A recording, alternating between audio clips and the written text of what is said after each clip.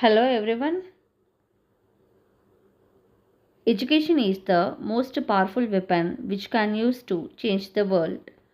In this quote, today I am going to start a subject CS 3551 Distributed Computing. I am Ramya, Assistant Professor, Department of Information Technology, Nanda College of Technology. Today we are going to see the topics here. First one, definition of distributed computing. The next one, distributed computing process. Next one, example. Next, characteristics. Next one, advantages and disadvantages of distributed computing. The last topic is difference between parallel computing and distributed computing. Next, what is distributed computing? Distributed computing is the method of making multiple computers work together to solve a common problem. So, multiple computers can work and solve a common problem. So, this is a definition of distributed computing. So, distributed computing can communicate and coordinate their actions only by passing messages. So you can see here, so here so many systems are here. So in this one particular server is here. So here one system, 2, 3 and then 4, 5, 6 systems are here. So only one server is connected here. So one server can communicate with all other 6 systems and then do a work, complete their work. So only communicate with actions using passing messages. So this is distributed computing. So next one, distributed computing process.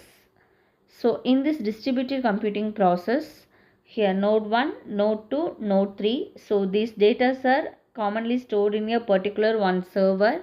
So on the other side, node 1, node 2, node 3. So these data are stored in another server. These two servers are commonly connected as a network. Okay. So this is a distributed computing process. So the next topic is online banking transaction for 10 million users. So here 10 million users can do a banking transaction at same time means it's very difficult. So what we can do, so one server can share their same work to other related systems and then the both all the systems are communicate with only passing messages. So this is example of online banking transaction. The next topic is characteristics. What are the characteristics of distributed computing? So it is concurrency, no global clock, independent failures, autonomy and heterogeneity. The next one, what are the advantages and disadvantages of distributed computing? So the advantages is first one, so we are using more systems means that is enhanced performance.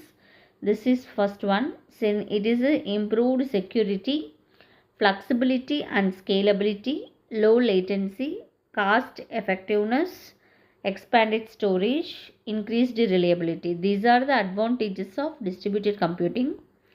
So some disadvantages also that. So thus first one, bandwidth restrictions and then slow network transfers, maintenance fees, component failure, systems complexity, issues with standardization, development obstacles. These are the some disadvantages of distributed computing. So the next one is difference between parallel computing and distributed computing. So what is parallel computing and what is distributed computing? So first I am going to tell you what is distributed computing. So in this distributed computing, so each processor can have each memory. So one processor having one memory. So like that, one processor having one memory, this each and every processor and memory can connected with that other processor and memory, so they can communicate only passing messages. So this is distributed computing. But parallel computing, it means, so we having three processor means the three processor can go to save a common memory, so that is a parallel computing. So this is the difference between parallel computing and distributed computing. So these are the topics are today we are going to learn. So first one, distributed computing definition. What is distributed computing? Next one, distributed computing process. Then what are the characteristics are we are going to learn. Advantages and disadvantages of distributed computing. Then what is the difference between parallel computing and distributed computing? These are the topics that today we are learned that. So next class we are going to learn new topic. So the topic name is relation to computer system components and message passing systems. So thank you. We will meet you in next class. So everyone subscribe, click bell symbol.